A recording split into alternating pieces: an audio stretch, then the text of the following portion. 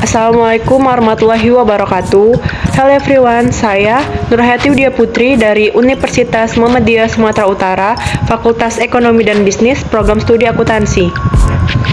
Di video kali ini, saya akan membahas tentang sampling audit dalam pengujian substantif. Berikut penjelasannya.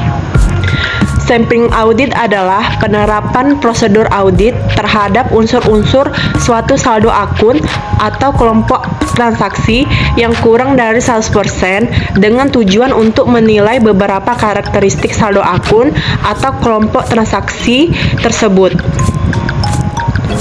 Audit sampling digunakan untuk mendapatkan informasi tentang jumlah-jumlah rupiah yang digunakan dalam rangka pengujian substantif untuk mengumpulkan bukti tentang kewajaran asersi-asersi manajemen dalam laporan keuangan.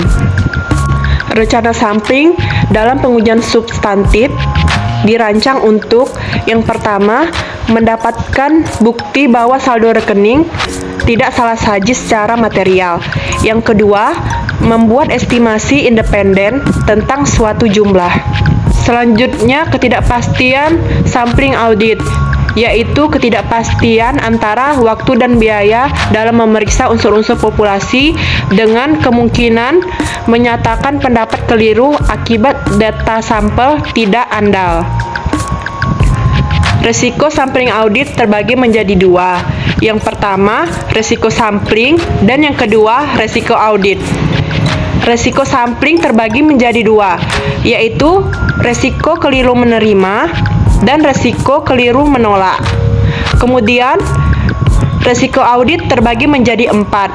Yang pertama, resiko deteksi yang direncanakan. Yang kedua, resiko intern. Yang ketiga, resiko pengendalian. Dan yang keempat, resiko audit yang dapat diterima. Pendekatan sampling statistik. Yang pertama, sampling probabilitas proporsional dengan ukuran, yaitu suatu pendekatan yang menggunakan teori sampling atribut untuk menyatakan kesimpulan dalam jumlah rupiah bukan sebagai tingkat defisiasi. Model ini diterapkan dalam pengujian transaksi dari saldo yang salah saji terlalu tinggi. Pendekatan probabilitas sampling proporsional dengan ukuran berguna dalam pengujian yang pertama piutang, yang kedua investasi dalam surat berharga, yang ketiga pengujian harga sediaan bila diperkirakan hanya terdapat sedikit selisih, yang keempat tambahan pada aktiva tetap. Pendekatan probabilitas sampling proporsional dengan ukuran dapat tepat apabila yang pertama, jumlah unit yang ada dalam populasi dan variabilitasnya tidak diketahui. Yang kedua, populasi hanya berisi saldo debit. Dan yang ketiga, dalam populasi diperkirakan tidak ada salah saji atau hanya sedikit salah saji.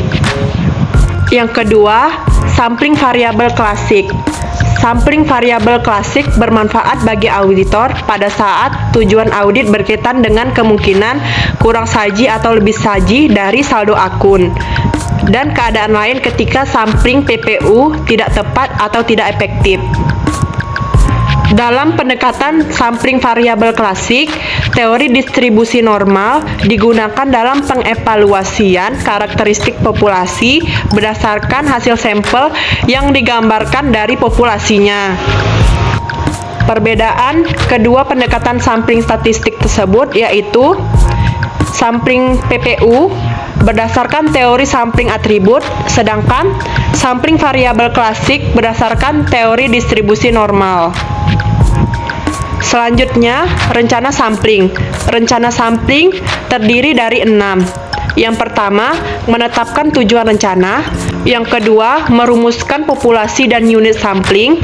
Yang ketiga, menentukan ukuran sampel. Yang keempat, menentukan metode pemilihan sampel. Yang kelima, melaksanakan rencana sampling. Dan yang keenam, mengevaluasi hasil sampel. Sekian penjelasan dari saya tentang sampling audit dalam pengujian substantif. Semoga bermanfaat. Wassalamualaikum warahmatullahi wabarakatuh.